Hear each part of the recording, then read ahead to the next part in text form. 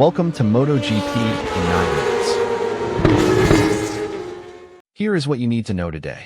Massimo Rivola, the CEO of Aprilia, publicly went off on the race director at the Catalunya round of 2026 over one single decision that he believed was completely wrong. On lap 1, Pedro Acosta's bike suffered a mechanical failure in the middle of a straight. He slowed dramatically and waved to warn the riders behind him, but Alex Marquez did not have time to react. Alex slammed into the back of Acosta's bike at full speed and went down hard, getting taken away in an ambulance. A red flag came out to stop the race. But here is where Rivola lost it. When the race was about to restart, Pedro Acosta was still on the grid, still allowed to take part. Rivola came straight out to the media and said from a sporting perspective, certain things needed to be reviewed. His argument was brutal and simple. A rider who causes a red flag, regardless of whether it was intentional or due to mechanical failure, should not be given a second chance to continue racing. He made clear this was not personal against Acosta as a rider, but about principle and consistency. If Acosta caused the red flag, he should have been out the moment it went up.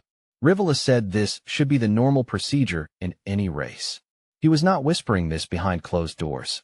He said it openly, directly, in front of every media outlet there, which told you how seriously he meant it.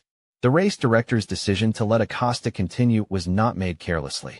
There was actual reasoning behind it, and understanding that reasoning is crucial to this entire debate. A mechanical failure on a bike is generally considered a force majeure situation, something completely outside the rider's control. Acosta did not slow down on purpose. His machine broke down, and he did everything right by signaling the riders behind him. From that angle, penalizing a rider because his bike gave out does sound harsh. But Rivola had a powerful counterargument that cuts straight to the heart of motorsport. In racing, consequences exist not just to punish an individual, but to send a clear message to the entire system. If a rider who causes a red flag faces zero consequences, what is the actual deterrent? What message does that send going forward?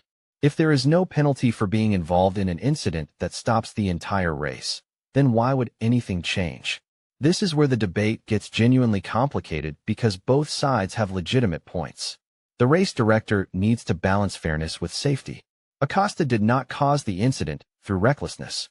But Rivola is asking a deeper question about accountability and what happens when systems have no teeth. You can see why this became such a flashpoint. It is not about whether Acosta is a good guy or a bad guy. It is about whether the rules are actually being applied with consistency. But the drama at Catalunya did not end with one red flag. On the second restart, lap 1 again, another catastrophic crash at turn 1.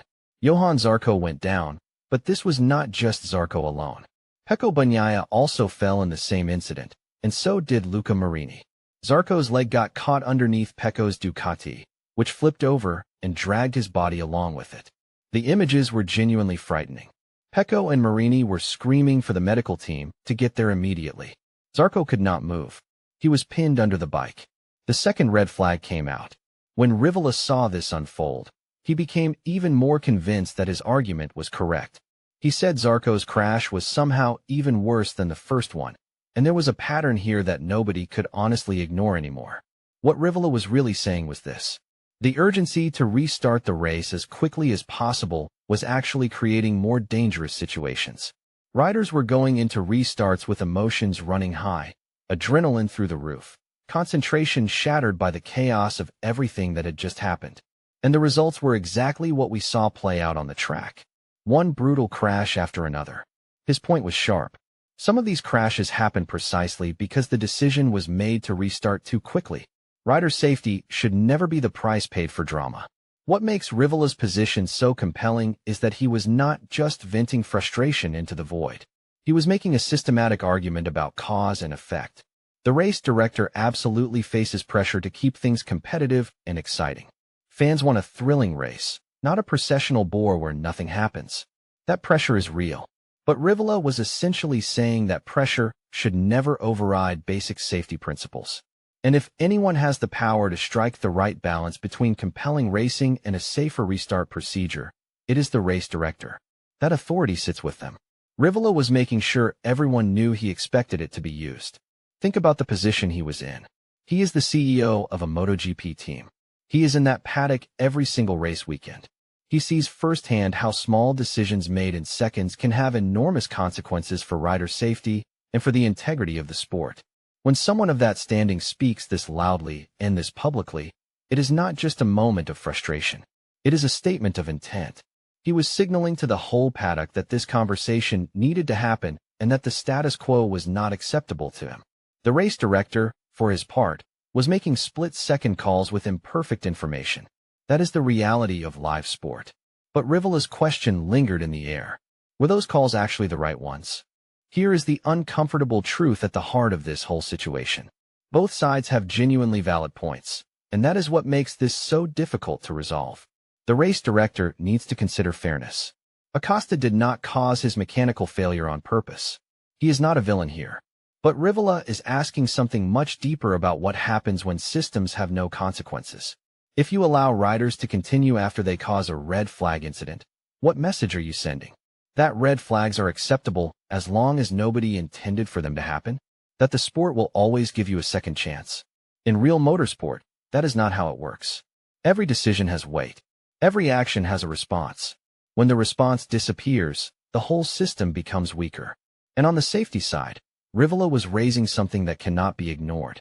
If restarts are happening too quickly, and if riders are crashing repeatedly on the first lap after a red flag, then something is wrong with the procedure. Maybe the issue was not Acosta continuing. Maybe the issue was the restart coming too soon. Maybe riders needed more time to reset mentally and physically.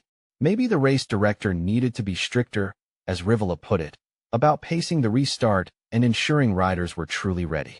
These are not simple questions with simple answers, but they are questions that absolutely need to be asked. The most important thing about what happened at Catalunya is not who was right and who was wrong.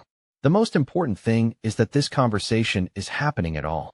In motorsport, you can very easily slip into a mode where things just happen the way they have always happened and nobody challenges anything. Decisions get made in the heat of the moment, and if nobody speaks up, they just become precedent. But Rivola refused to let that happen. He stepped into the media area and said out loud what needed to be said. He did not do it quietly. He did it in a way that forced everyone to think about what is actually acceptable in this sport and what is not. That takes guts. It also takes conviction. He knew people would analyze his words, that some would disagree with him, that his own rider might face extra scrutiny going forward. But he did it anyway because he believed it mattered. And honestly, he was probably right. When a team principal is willing to go that public with that kind of criticism, it means something is genuinely broken in his view. It means it is serious enough to risk the fallout. The race director had reasons for his decision. Those reasons might have been good ones. But now those reasons are being examined by the entire paddock and by